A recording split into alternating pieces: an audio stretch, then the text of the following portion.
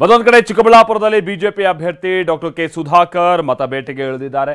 ಕಾಂಗ್ರೆಸ್ ಸರ್ಕಾರದ ವಿರುದ್ಧವಾಗಿ ಸುಧಾಕರ್ ತಮ್ಮ ಆಕ್ರೋಶವನ್ನು ವ್ಯಕ್ತಪಡಿಸಿದರು.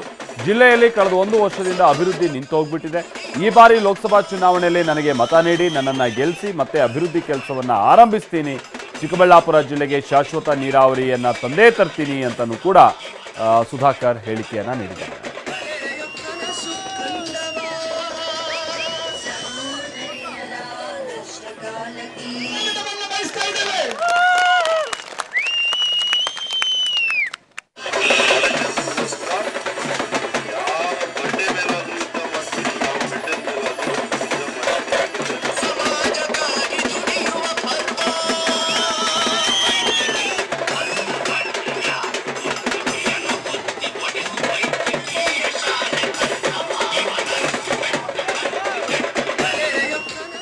ದೇಶಕ್ಕೆ ಮಾನ್ಯ ನರೇಂದ್ರ ಮೋದಿ ಅವರಾದ್ರೆ ಚಿಕ್ಕಬಳ್ಳಾಪುರಕ್ಕೆ ಯಾರು ಇರಬೇಕು?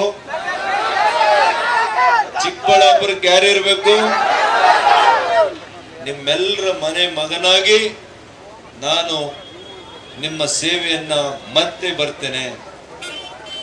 ಮತ್ತೆ ಬಂದು ಈ ಕ್ಷೇತ್ರದಲ್ಲಿ ಏನು ಅಭಿವೃದ್ಧಿ ನಿಂತೋಯ್ತು 1 ವರ್ಷದ ಹಿಂದೆ, ಅಲ್ಲಿಂದ ಮತ್ತೆ ಪ್ರಾರಂಭ ಮಾಡಿ ನಿಮ್ಮ ಮನೆ ಮಗನ ಕೆಲಸ